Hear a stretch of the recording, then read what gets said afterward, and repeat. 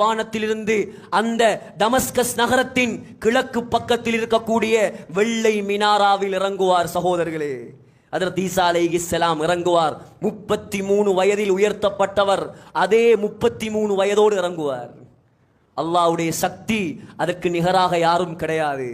இறங்கினால் அல்லாஹ் ஈசா அலைஹிஸ்ஸலாத்துடைய மூச்சு காத்தை நஞ்சாக மாற்றுவான். மூச்சு காத்தை நஞ்சாக மாற்றுவான். எந்த யூதன், எந்த யகூதி ஈசா அலைஹிஸ்ஸலாத்தினுடைய மூச்சு காத்து படுமோ அவன் செத்து கீழே விழுந்து விடுவான். சகோதரர்களே, ஸல்லல்லாஹு அலைஹி வஸல்லமிடம் கேட்கப்பட்டது, ஒரு மனிதனுடைய மூச்சு காத்து எவ்வளவு தூரம் போகும்? கொஞ்ச தூரம் தானே போகும். இல்லை இல்லை, ஈசா அலைஹிஸ்ஸலாம் மூச்சு விட்டால் அவருடைய கண்ணுக்கு எட்டிய தொலை தூரம் அவருடைய மூச்சு காத்து போகும். தஜ்ஜாலை விரட்டுவார்கள் ஈசா அலைஹிஸ்ஸலாம். தஜ்ஜால் யூதர்களுடைய தலைவர்களாக இருப்பான். ஈசா அலைஹிஸ்ஸலாம் முஸ்லிம்களுடைய ஜனாதிபதியாக இருப்பார். சகோதரர்களே, ஈசா அலைஹிஸ்ஸலாம் தஜ்ஜாலை விரட்டி போவார்கள். விரட்டி போகக்கூடிய நேரம் தஜ்ஜால் தண்ணீரில் உப்பு கரைவதை போல கரைய ஆரம்பிப்பான். தண்ணீரில் உப்பு கரைவதை போல கரைய ஆரம்பிப்பான். பெலஸ்தீனுக்கு கொண்டு போய் தஜ்ஜாலை பாபுல் லுத் என்ற இடத்தில் வைத்து ஈசா அலைஹிஸ்ஸலாம் தஜ்ஜாலுடைய கழுத்தை வெட்டுவார்கள். சகோதரர்களே, அன்றைய தினத்திலிருந்து இஸ்லாமிய சாம்ராஜ்யத்தின் சென்ட்ரல் கவர்மெண்டாக, மத்திய அரசாக சகோதரர்களே பெலஸ்தீன் தலை தூக்க ஆரம்பிக்கும். பெலஸ்தீனை பத்தி என்ன நினைக்கிறீங்க? இன்னைக்கு பயங்கரவாதம், இன்னைக்கு யுத்தம், இன்னைக்கு கலவரம் இல்லை. இன்னமஅல் உஸ்ரி யுஸ்ரா ஃபஇன்னமஅல் உஸ்ரி யுஸ்ரா. அல்லாஹ் சொல்கிறான், கஷ்டத்துக்கு பின்னால் லேசை நான் வைத்திருக்கிறேன்.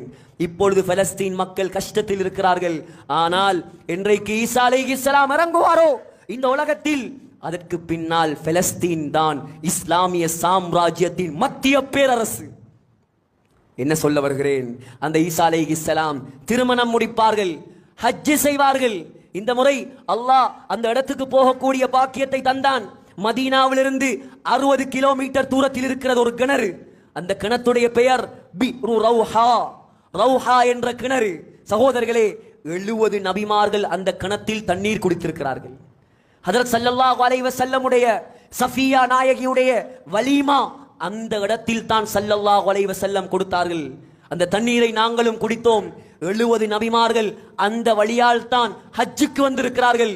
ஸல்லல்லாஹு அலைஹி வஸல்லம் சொன்னார்கள், மூசா அலைஹிஸ்ஸலாம் கூட சிவப்பு நிற ஒட்டகத்தில் ஏறி லப்பைக் அல்லாஹும்ம லப்பைக் தல்பியா ஓதிக்கொண்டு அந்த வழியால் தான் ஹஜ்ஜுக்கு வந்தார். அதே வழியால் தான் இன்ஷா அல்லாஹ் ஈசா அலைஹிஸ்ஸலாம் தல்பியா சொல்லிக்கொண்டு ஹஜ்ஜுக்கு வருவார். சகோதரர்களே, அதற்கு பின்னால் ஈசா அலைஹிஸ்ஸலாமும் மௌத்தாகி விடுவார். ஈசா அலைஹிஸ்ஸலாமும் மௌத்தாகினதுக்கு பின்னால் முஸ்லிம்களும் மௌத்தாகி விடுவார்கள். அதற்கு பின்னால் காஃபிர்கள் மட்டும்தான் உலகத்தில் இருப்பார்கள்.